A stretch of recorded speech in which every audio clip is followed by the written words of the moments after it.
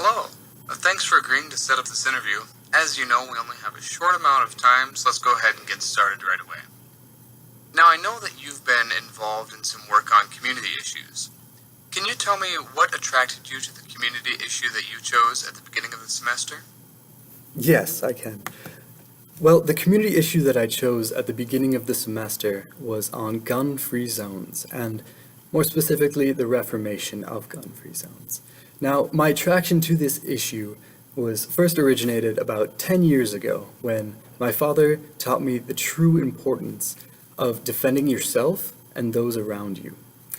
And the way you can best do this is being equipped with the same equipment that people could harm you with. So, carrying a gun around. So, about 5 years ago, I did pick up my permit to carry, and I was ready to defend myself and the people around me. But then I got into like a little milestone there. I can't bring my gun into campus, or I cannot bring it into the workplace, or a lot of other public areas.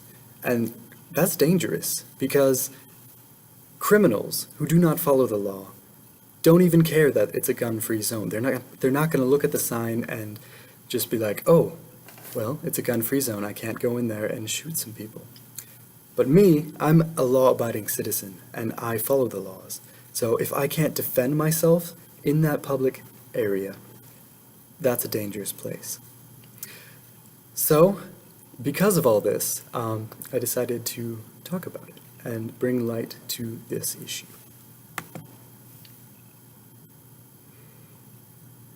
Okay, thank you. Now, your materials also said that you were involved in a community issue team project that focused on a call to action. Can you share with me what call to action your team put forward and why you chose that call to action? Yeah, of course. So, for this informative speech with my partner, we were first going to do it on gun-free zones, or what she was talking about, police brutality. But we decided that we should branch out and talk about a new issue. And the issue we chose was sleep deprivation in college students, and why college students need to get more sleep. And throughout most of that, it was all statistical evidence and like biological evidence supporting our claim that we should get 8 to 9 hours of sleep. And when it came time to our clincher, we were going to basically incorporate that. We're going to have this long talk at the end describing the advantages of getting more sleep and put in some statistics. But then we realized that yes, we've already talked about all that. And we just wanted to talk about the most important piece of information that we have. And that is, you need to get 8 to 9 hours of sleep. So we wanted them to go home and remember that. So that's just what we said. And then to drive that point home, we finished with, "This will change your life."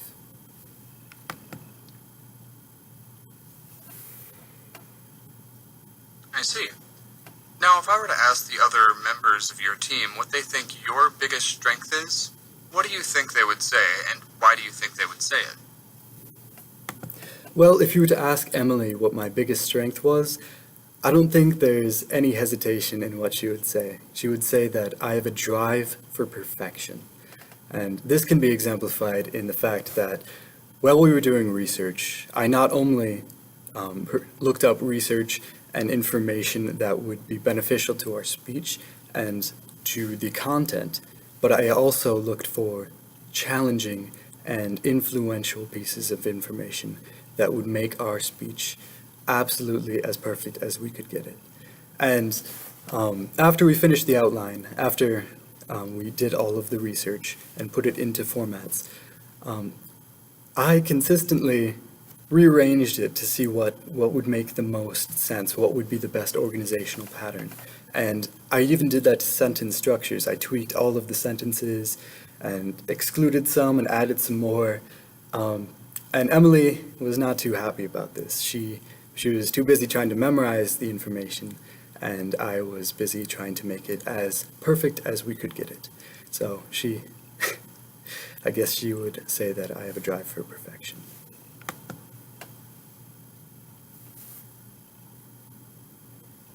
Okay, great. What for you was the most challenging thing about working with your team? Well, this can also be tied with the last question for me. I had this drive for perfection. I wanted the A. I wanted nothing below that would do. And for the other member of my team, it was not really imperative that we got the best grade possible. And that was definitely shown in the research and the attention to detail that we both provided. I found that I was doing a very large part of the research because I was dedicating a lot more time into it. And the fact that she was out, she was not participating because she didn't really see the importance of getting that grade. She just wanted a passing grade, and I wanted the A. So I was clashing with that because I wanted to, and what she did put, I wanted to like edit and correct, and she was not happy with me constantly correcting her and whatnot. And that's to be expected. I mean, no one wants to be corrected, but I genuinely just wanted the best piece that we could offer, and that's why it was a little bit hard to work in a team environment.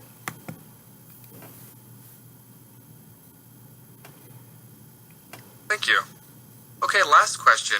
In 30 seconds or so, tell me what your biggest takeaway was from Com 110 this semester. What will stick with you and be useful to you? Well, throughout the semester of Com 110, I definitely have noticed that I'm a lot more comfortable in my public speeches. I get up there, and for the first little bit, I'm still a little bit nervous. My heart's pounding and whatnot. But when I'm about halfway through, I switch to a conversational tone. I'm confident in the information that I have to say, and that is very important in not only public speaking environments, but just interpersonal conversations, just talking to your peers, talking to your boss. And I will definitely be using that throughout my academic and, in the future, my occupational career.